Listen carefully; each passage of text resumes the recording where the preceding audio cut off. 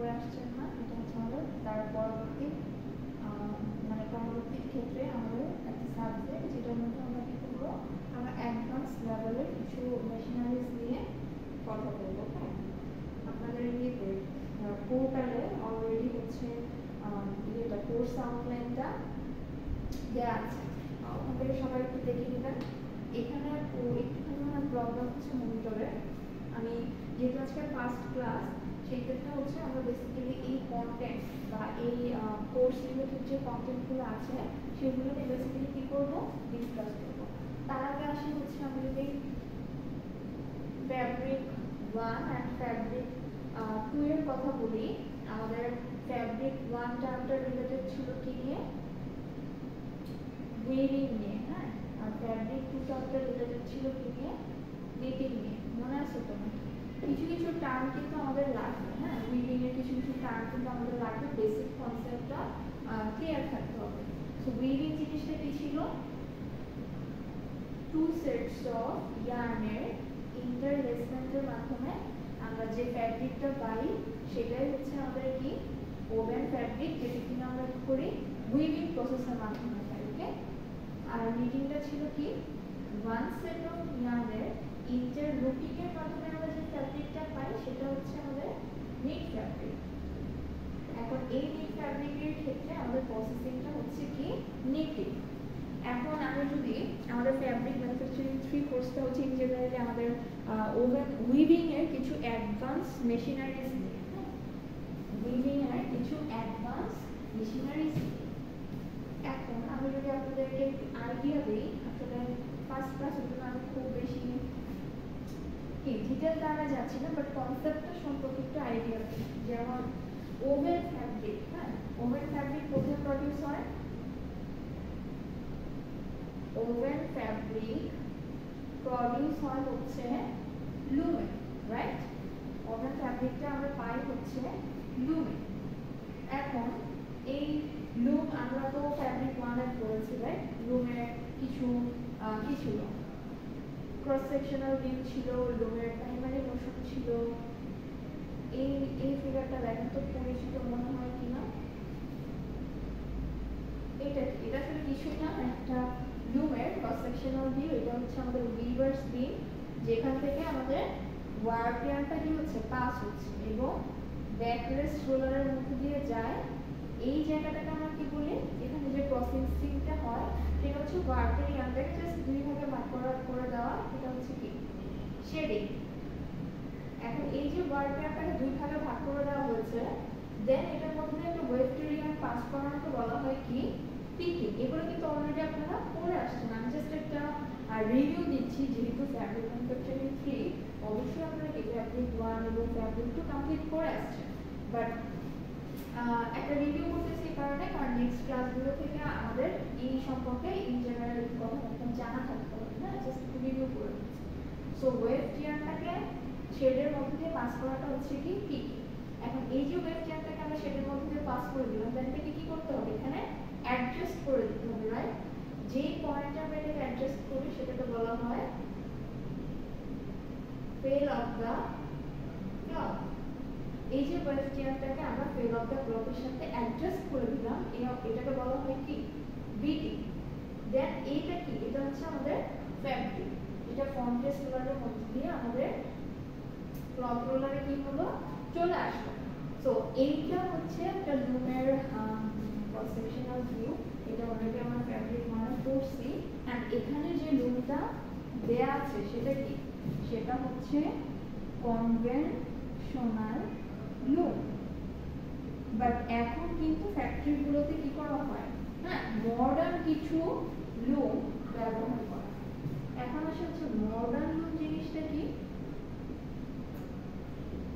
Modern লুম হচ্ছে conventional লুমের একটা modified version. Conventional লুমে আমার একটা ডিভাইস ইউজ করা হয় যেটাকে আমরা বলি কি, শাটেল।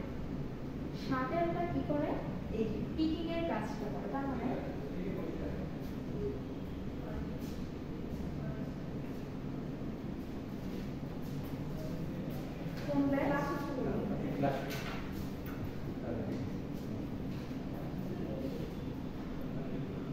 আচ্ছা, পিকিং, হ্যাঁ, শাটেলটা আমার কি কাজ করে, পিকিং এর কাজটা করে। পিকিংটা কি ছিল, ওয়েভ ইয়ার্নটাকে ইনসার্ট করা।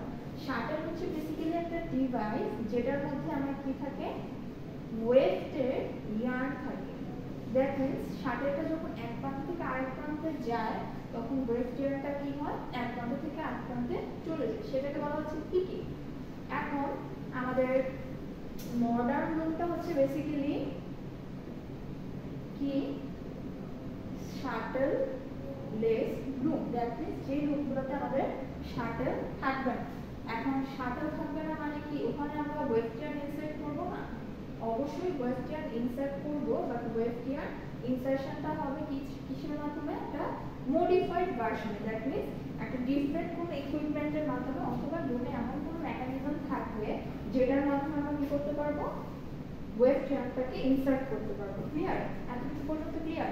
এটা কিন্তু জাস্ট হচ্ছে আপনাদের কি মানে থিওরি বেসড কোনো কথাবার্তা না, এটা হচ্ছে বেসিক কনসেপ্ট যে আমরা ফ্যাব্রিক 3 তে আসলে কি পড়বো। হ্যাঁ, ফ্যাব্রিক 3 থেকে আমরা কি জানবো। এখন আমরা একটু চ্যাপ্টারের দিকে যাই।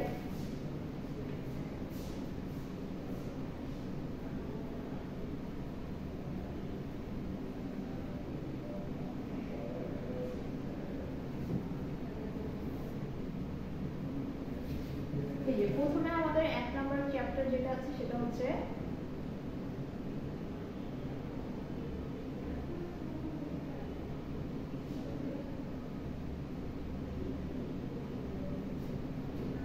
চ্যাপ্টারের নামগুলো লিখে নিচ্ছি।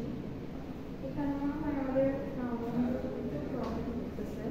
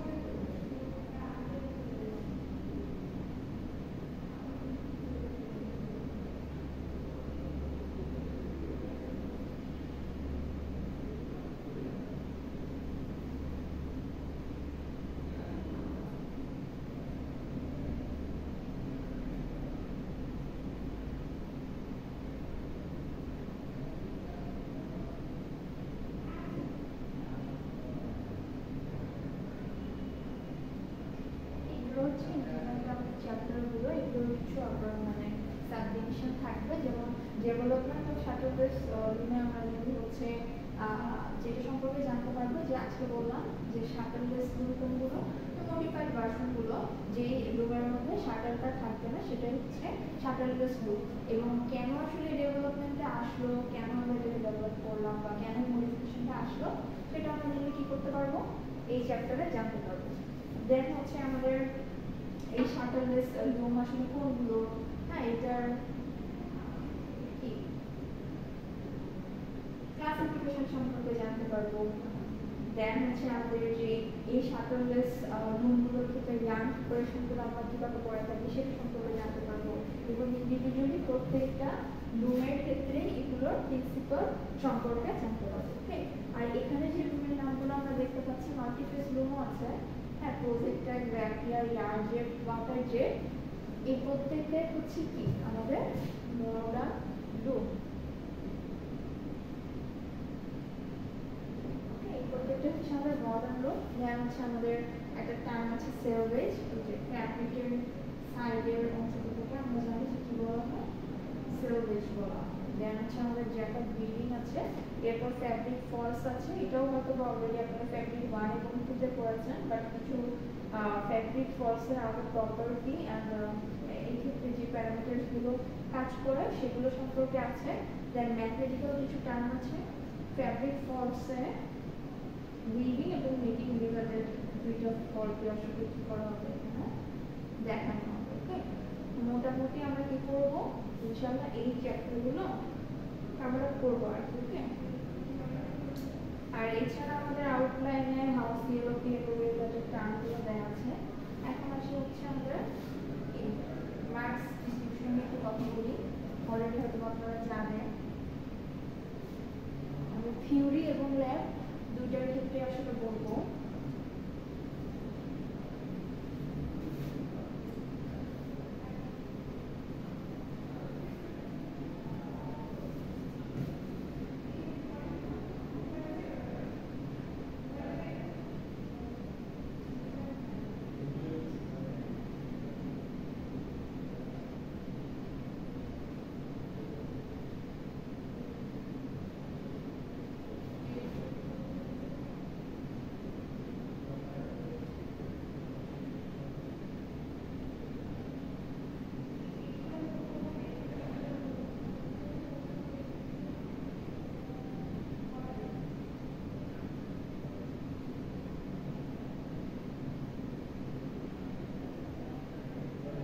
টোটাল কত হলো 100 মার্কস। ওকে, অ্যাটেন্ডেন্স 10 মার্কস, যারা রেগুলার ক্লাস করবে অবশ্যই অ্যাটেন্ডেন্স মার্ক করবে। ক্লাস রেগুলারিটি না থাকলে এটা অ্যাটেন্ডেন্স মার্কস প্লাস আদার সবগুলোতেই করবে। ক্লাস টেস্ট নেওয়া হবে দুইটার মতন, বেস্ট ওয়ান কাউন্ট করবো। নিজের আগে একটা ক্লাস টেস্ট নেওয়া হবে, নিজের পরে একটা ক্লাস টেস্ট নেওয়া হবে। অ্যাসাইনমেন্ট 10 মার্কস, এটাও আমরা ট্রাই করবো দুইটার মতো নেওয়ার জন্য। নিজের 30 মার্কস, ফাইনাল 40 মার্কস। এই রিলেটেড টার্মগুলো আমরা কি পরবর্তী যে হচ্ছে এক্সামের আগে সেটা আমরা ট্রাই করবো। এখন হচ্ছে আমরা এই কোর্সের ক্ষেত্রে যদি বুকের কথা বলি, যে কোন কোন বুকগুলো আপনাদের জন্য দরকার বা কোন বুকগুলো থেকে আপনারা মোটামুটি একটা আইডিয়া নিতে পারবেন, এখানে দেওয়া আছে।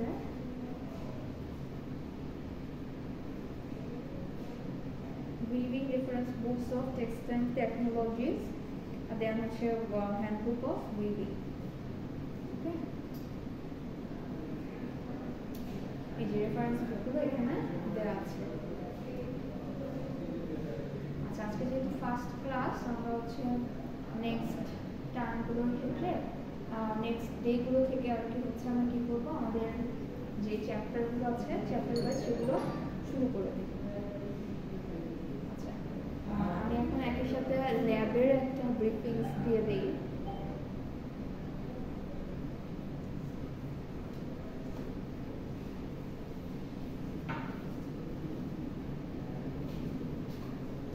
ল্যাবের ক্ষেত্রে আসলে যে মেশিনারিগুলো নিয়ে আমরা কি করবো, ফ্যাব্রিক ফিতে করবো।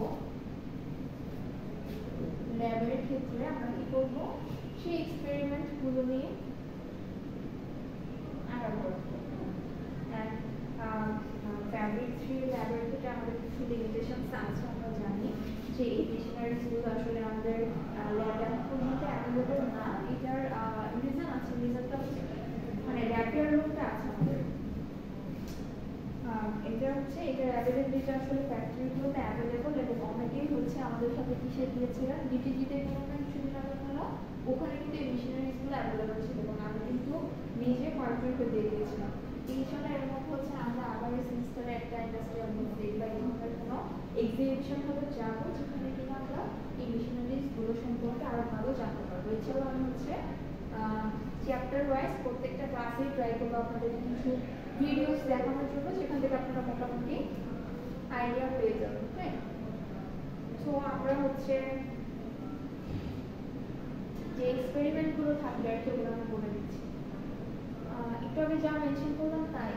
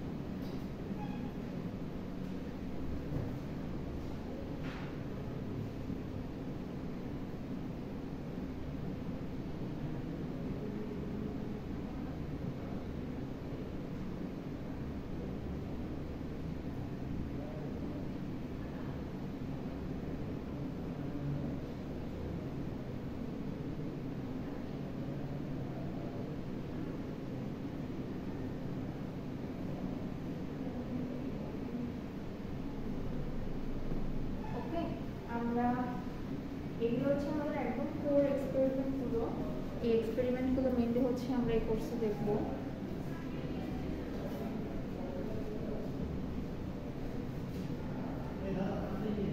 প্রত্যেকটা এক্সপেরিমেন্টের টার্মগুলো আপনারা হচ্ছে পেয়ে যাবেন আমাদের থিওরিটিক্যাল টার্মের ক্ষেত্রে। হ্যাঁ,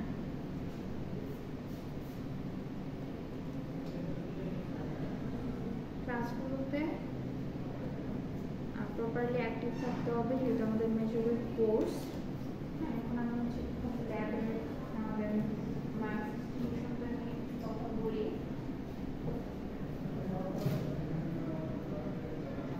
ল্যাব ক্লাসে কিন্তু আমাদের কি পারফরম্যান্সের বেসিসে কিছু মার্কস থাকে, ল্যাবের ইভ্যালুয়েশনটা হয়, দেন হচ্ছে ল্যাব রিপোর্ট সাবমিট করতে হয়, টাইমলি এগুলো সাবমিট করবে, আদারওয়াইজ কিন্তু কি থাকবে মার্কসের একটা ভ্যারিয়েশন থাকবে।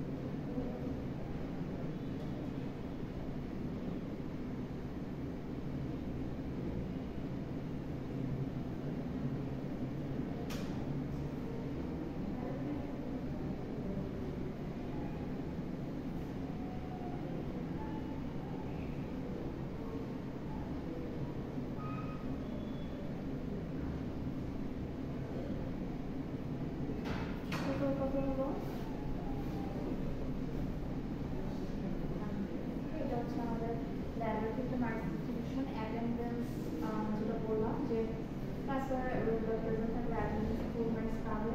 ল্যাব রিপোর্ট যেগুলো দেওয়া হবে প্রপারলি সেগুলো প্রপার টাইমে সাবমিট করলে অবশ্যই ভালো মার্কস পাবে। দেন এটা হচ্ছে কি আপনার পারফরমেন্সের ইভ্যালুয়েশন, আপনি ক্লাসে প্রেজেন্ট থাকছেন নাকি, যে কাজগুলো দেওয়া হচ্ছে সেগুলো ঠিকমতো করছেন নাকি, সেগুলোর উপর বেসিক্যালি ডিপেন্ড করবে পারফরমেন্সের মার্কসটা। ভাইভাটা হচ্ছে আমাদের ওই রিটেন এক্সামের সাথে ইভালুয়েশন হয়। দ্যাট মিনস হচ্ছে যেদিন রিটেন এক্সাম নেওয়া হবে সেদিনই কি করা হবে, ভাইভা নেওয়া হবে। এক্সপেরিমেন্ট রিলেটেড টার্মগুলো তো অবশ্যই থাকবে, প্লাস আমাদের এফএমই ফ্যাব্রিক ম্যানুফ্যাকচারিং 3 তে আমরা যা করবো থিওরি, আসলে থিওরির সাথে তো ল্যাবের একটা কানেকশন থাকে। থিওরিতে আমরা যে মেশিনারিজগুলো নিয়ে পড়ে এক্সপেরিমেন্ট করি সেই মেশিনারিজগুলো নিয়ে করছি, বাট আমাদের ল্যাব রিপোর্টে কিছুটা লিমিটেশন থাকে, আমরা কিন্তু ল্যাব রিপোর্টে সব কিছু মেনশন করি না, যেটা কিনা কিন্তু আমরা থিওরিতে পড়ি। সো ভাইভাতে কি করতে হবে, ওই সম্পর্কে আইডিয়া ভালো রাখতে হবে।